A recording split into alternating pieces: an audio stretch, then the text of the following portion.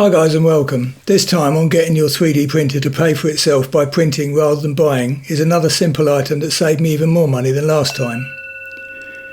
As the series builds up, I'll be ramping up the savings and ideas, but keeping it simple each time.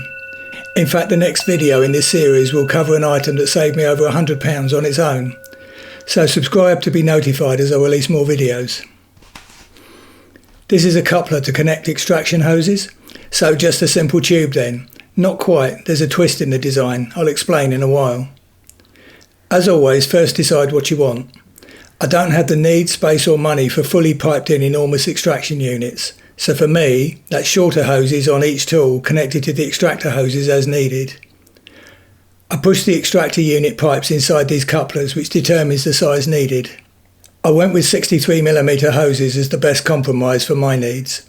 I put a standard coupler on the end of each bendy piece of pipe.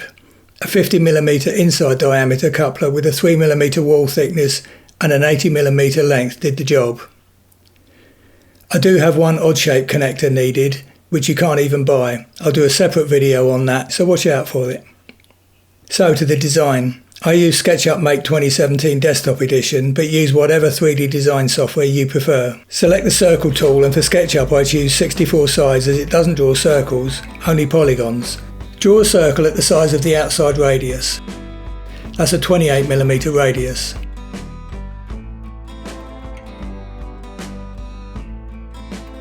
Pull the circle up to halfway of the desired length, 40mm here. We'll get to Y only halfway in a minute.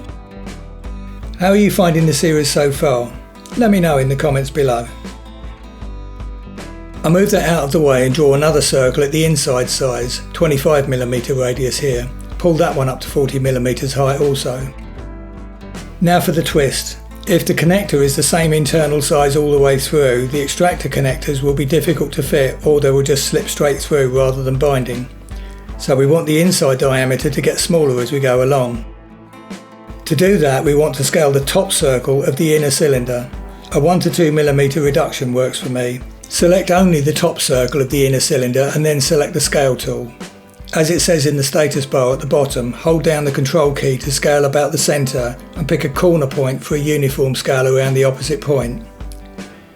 If you choose a point in the centre of one of the sides, you'll only scale either the red or green axis and you'll get an ellipse. We started with a circle and we want to end with a circle. To make it really obvious what's going on just for this example, I'm going to set a scale factor of 0.75. Useless in real life, it makes the point in the example.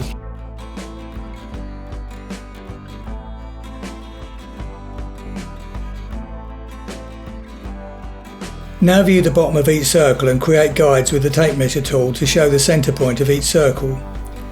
We're going to put the smaller one inside the bigger one and subtract it so we want them to line up.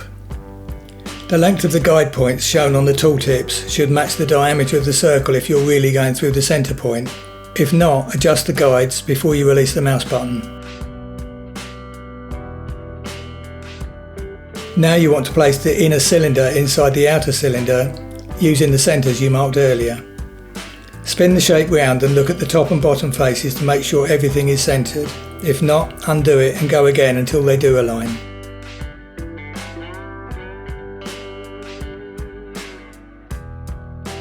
Then select and delete the inner circle top and bottom faces and you have your tapered inner wall. You want the other end of the connector to also taper from the end to the centre by the same amount. So mark the centre of the top inner circle with guides as before, using the tooltip sizes to confirm that you've got the centre point. I prefer to get rid of the original guides to make it easier to see what you're doing, and you've finished with those anyway.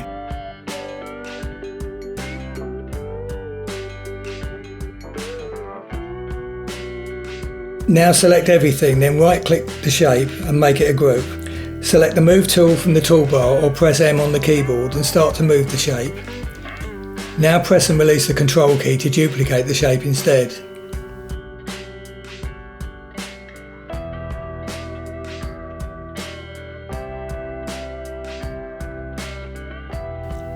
Select the duplicated group shape, right click it and select flip along the blue vertical axis to flip it upside down. Now adjust the view to look through the shapes and choose the move tool or press M again and grab the centre of the guides on the bottom of the upside down one and put it on the centre of the guides on the top of the original shape that's the right way up. They're now aligned. Now select everything, right click and choose Explode. We don't need the grouping anymore. Then click away to deselect everything. Select the join line halfway up the piece and delete it, and that's it. You're done with designing, and that only took a few minutes. The couplers I printed weighed in at just under 50 grams. The connector cost around £1.50 or $2 to print it. I've seen equivalent connectors online for £14 to £15 or $18 to $19, and I wanted 3 of them. So I've saved another £40 or $50 off the cost of the printer with this item. Save everything and export the shape as an STL file, and that's it for SketchUp. Now, as ever, go into your 3D printer slicer program and import the STL. That's Prusa Slicer for me. Set your print material, your infill percentage and number of perimeters. I use PLA as that's the easiest to work with and get hold of, and is good for indoor projects. Slice the model and then export the G-code needed to control the printer. I copied the G-code file onto a USB stick that goes into the printer to run the print. You can 3D print the coupler as a single piece, but it does take a few hours to print. Luckily, my experience with the Prusa Mini Plus is that it doesn't need constant babysitting. I just check on it every so often and get on with something else in the meanwhile, but you decide what works for you. What do you guys print instead of buying things? Let me know in the comments below. Thanks for watching, and I hope to see you in the next one.